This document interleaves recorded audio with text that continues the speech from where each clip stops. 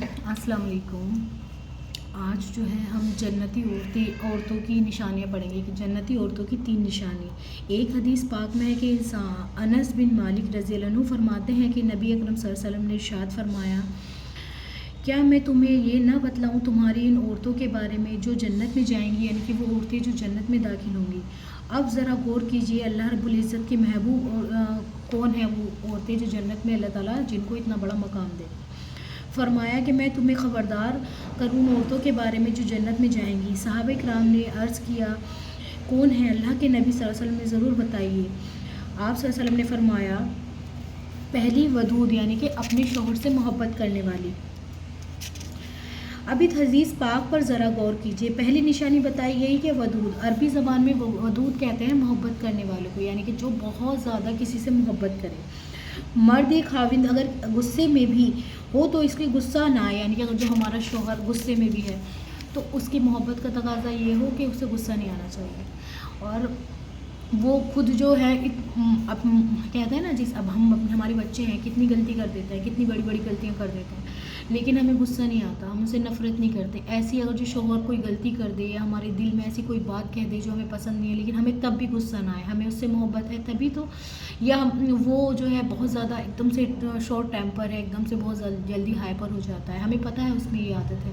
اور ہمیں اس کی عادت سے بھی محبت ہو جائے، اس کی کسی چیز سے ہمیں نفرت ہی نہ ہو، یہ سوچیں کہ اللہ تعالیٰ نے میرا اس کے ساتھ جوڑا بنایا ہے اور 100% دے گا، جو کوئی اس میں ایسی بات نہیں ہے، اللہ تعالیٰ کی خلاف ورزی نہیں کرتا یا کوئی ایسا کام نہیں کرتا، تو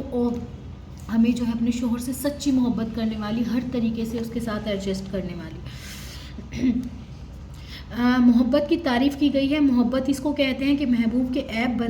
بندے کی نظر سے اوجھل ہو جائے، یعنی کہ اگر جو کسی میں کوئی عیب ہو، شوہر میں ہمارے کوئی عیب ہو، تو وہ ہماری نظروں کے سامنے ہوتے ہوئے بھی نظر نہ آئے، یہ ہوتی ہے محبت۔ چنانچہ جن لوگوں کی نفسانی، شیطانی اور جنسی محبتیں ہوتی ہیں، اگر ان میں سے لڑکی کو سمجھایا جائے کہ اس لڑکے کے اندر تو یہ عیب ہے، یہ عیب ہے، وہ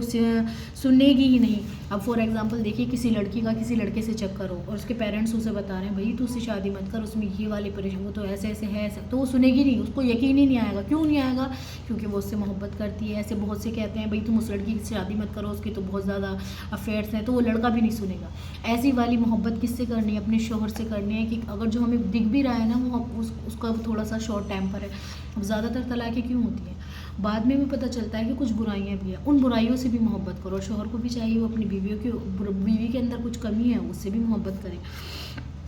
دوسری ہے، اپنا امواز نہ کیجیے، یعنی کہ اب ذرا بہت سے کیا ہوتا ہے، اب شوہر بہت اچھا ہے، اب اس نے ذرا سی کوئی کمی کر دی تو، یا پھر کچھ پرابلم ہو گئی تو بیویاں کیا کرنے لگتی ہیں؟ ناشکری کرنے لگتے ہیں، اس نے تو میرے ساتھ کبھی اچھا کام ہی نہیں کیا ہے، تو مجھے ہر وقت یہ کرتا رہتا ہے، میری بات نہیں مانتا، یہ والی چیز نہیں ہونی چاہیے۔ نظر انداز کریں، اپنی لائف اچھی طریقے سے گزاریں۔ اب ذرا سی خوبی کو اپنی زندگی میں دیکھیں تو آپ کو پتہ چلے گا کہ آپ اپنے خاوند کی اچھائیاں بھی اچھائیاں نظر نہیں آتی۔ کتنے لوگ ہیں جو اچھائی کر کے زندگی گزارتے ہیں، اور ذرا سی کوئی بات خلاف مزاج ہو جائے تو بس ان کا غصہ قابو سے باہر ہو جاتا ہے۔ اب سوچیں کہ آپ کے ہاتھوں ودود کیسے بنیں گے، یعنی کہ آپ کیسے کہہ سکتے ہیں کہ آپ محبت کرنے والے ہیں، جو تھوڑی سی دیر میں ہی آپ جو ہے آپے سے باہر ہو جاتے ہیں، یا آپ کو ساری کمیاں نظر آنے لگتی ہیں۔ تو ہمیں ایسا نہیں بننا، لہٰذا اس خوبی کو اپنے اندر پیدا کیجیے۔ اللہ رب العزت نے آپ کی زندگی کا ساتھی بنایا ہے، آپ کا حاکم بنایا ہے، اب اس کے ساتھ خود محبت پیدا کرنے کی تدبیر اختیار کیجیے۔ ودود کہتے ہیں محبت کرنے والی، تو اب اپنے خاوند سے جس طرح بھی محبت بڑھ سکے، اس محبت کو آپ بڑھانے کی کوشش کیجیے، یعنی کہ کوشش کیجیے کہ وہ محبت ہم کیسے بڑھا سکتے ہیں۔ اور جو تھرڈ ہے، زیادہ بچے جو ہیں، جو بچے زیادہ پیدا ہوتے ہیں، عورتیں زیادہ بچے جننے والی ہوتی ہیں، اور بچے جننے سے گھبراتی بھی نہیں، اور کچھ آج کل ماڈرن تعلیم ایسی ہے کہ بچہ ایک ہی اچھا، اور کہتے ہیں کہ بچہ 2 ہی اچھے، اور کہتے ہیں کہ پہلا بچہ ابھی نہیں، یعنی کہ بہت سے کیا کر رہے ہیں کہ بھئی آج کل ماحول خراب ہے، آج کل بہت مہنگائی ہے، بس ایک ہی ہم جو ہے ہم اپنی فیملی آگے نہیں بڑھائیں گے، بس ایک ہی بچہ اچھا ہے، کون ان کے اخراجات اٹھائے گا۔ اگر جو کسی کے ہوتے بھی ہیں انہیں بھی ہم الگ الگ باتیں کہنے لگتے ہیں، دیکھیں ان کو آج کے ٹائم میں بھی اتنے سارے ان کے بچے ہیں، نہیں، اللہ تعالیٰ کو پسند ہے یہ چیز، بچے پیدا ہوتے ہیں تبھی تو اسلام آگے پھیلے گا، نسلیں آگے بڑھیں گی، لیکن ان کی تعلیم بھی اچھی دیں، ان کو پرورش بھی اچھی دیں،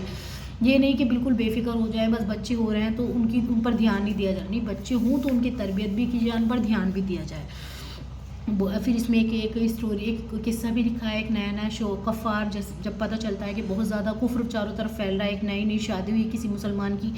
تو انہوں نے کہا کہ اب تمہاری آگے لائف میں کیا پلاننگ ہے؟ کہنے لگے ہم بچے تو پیدا نہیں کریں گے، اتنا خراب ماحول چل رہا ہے، ہم ایک کتا پال لیں گے۔ اب ایسے بھی تو بہت سارے ہو رہے ہیں، باہر دیشوں میں کیا ہو رہا ہے، لوگ باہر کتے پال رہے ہیں، بچے اچھے نہیں لگتے، کتا ہر گھر میں ملے گا، بچے وہاں